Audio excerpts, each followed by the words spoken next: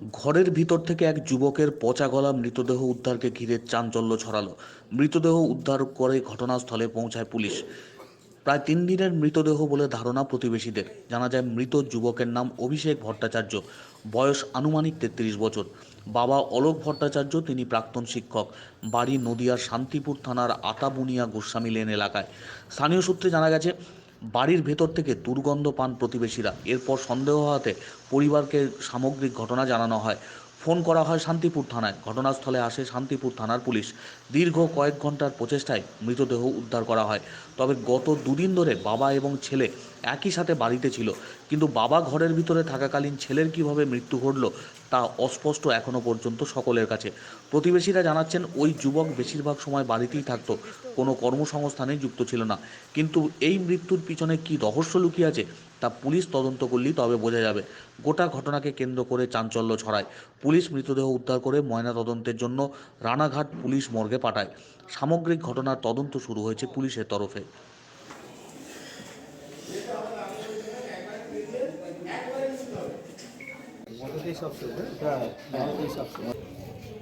প্রথমত আমরা কিছু দেখতে পাইনি।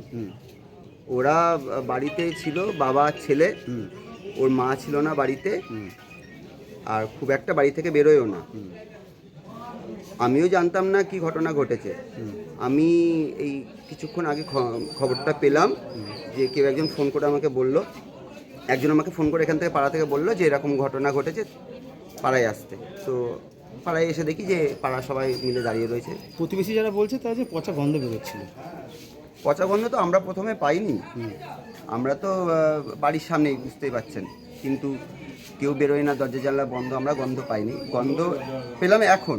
আচ্ছা, তাতে শোনা যাচ্ছে তো যে 2-3 দিন আগেই নাকি মারা গেছে। বাবা তো বাড়িতেই থাকে। এবার বাবা ছেলে দুজনাই তো ছিল। ওর বাবাও তো কিছু বলে। কি মনে হচ্ছে রহস্য লুকিয়ে আছে মনে হচ্ছে? এইবার দুজনাই ধরুন, কি বলবো আর। মানে পেশাগত কি করে এবার? ছেলেটা সেরকম কিছু করে না, আর বাবা এক্স টিচার। ঘটনা মানে আমি এসছিলাম মঙ্গলবার দিন। হ্যাঁ, মঙ্গলবার থেকে বুধবার থেকে, মঙ্গলবারে এসছি, বুধবারে থেকেছি, বৃহস্পতিবার দিন বিকেলবেলায় গেছি। ততদিনে এরা মদ ছইনি, মদ খেতে পারেনি।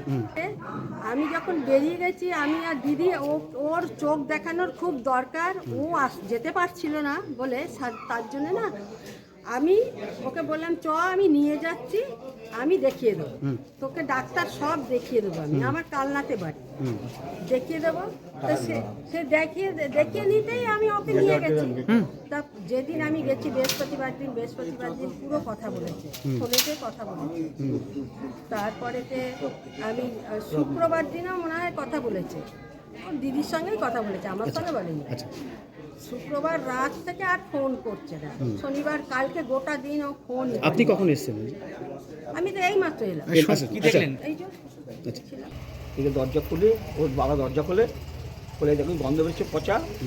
ওপরে গিয়ে দেখি হ্যাঁ মারা গেছে। আমরা তখন থানায় খবর দিই, আমার পাড়ার যে ছেলেটি মারা গেছে কত বছর বয়স? কত 34 বছর বয়স। কি অবস্থা রয়েছে? শুয়ে আছে, ঘুমোচ্ছে। আচ্ছা, ঘুমোচ্ছে। কোনো আঘাতের চিহ্ন? না না, কোনো আঘাতের চিহ্ন না, কিছু। আচ্ছা, কতদিনটা হতে পারে মনে হচ্ছে? পচা গন্ধ বেরোচ্ছে, এটা বলতে পারছি না, আইডিয়া আছে তো। মিনিমাম হতে পারে। 1-2 দিন। মা ছেলে থাকে, মা ছিল না, মা গেছিল মামার বাড়ি ডাক্তার দেখাতে। মা